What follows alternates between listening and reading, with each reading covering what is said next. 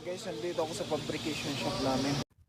Ito nga po pala yung fabrication shop at mechanical shop area. Saktong-sakto nga pala na inakuhanan natin itong isang nagwi-welding. Gayon din itong mga mechanical technician na may mga kinakalikot sila sa motor. Okay, at nandito rin naman ako sa aming machine shop. Okay guys, ang 3J1.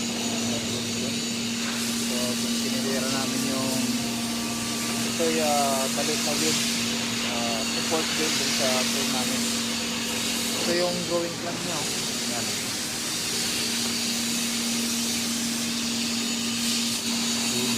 So, 70, maliit lang siya. Ito nga pala ang machine shop at halos kompleto na rin naman dito upang makapag-provide o makakreate ng mga customized designs or prototype parts ng mga nasirang components. Ito nga pala at nagcha-chamfer na siya. Ito nga pala ay Insulate machine or operated siya by the hand. Hindi tulad ng CNC machine that we can operate by computer or program. Aside dito, may manual lathe machine din kami, dalawa. Nandun lang sa likod, malalaki din sila. So, sinasit niya ulit ng radius. Yan, Mr. J.O.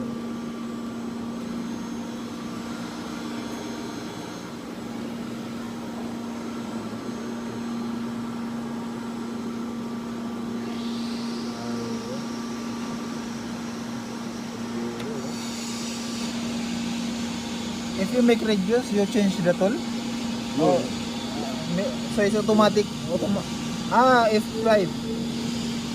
Chamfer F7. Balo.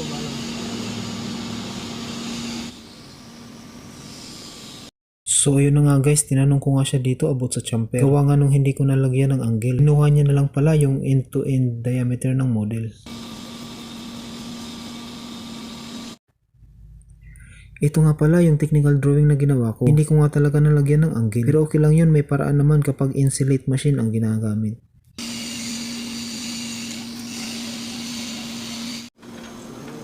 Ayun nga pala at natapos na din ang 4 pieces na small traveling wheel. Chinik ko nga pala ito at pinap-breakdown ko pa yung mga iba pang sharp edges. Pero okay naman na yung ibang parts at surfaces at malilinis at makikinis naman na.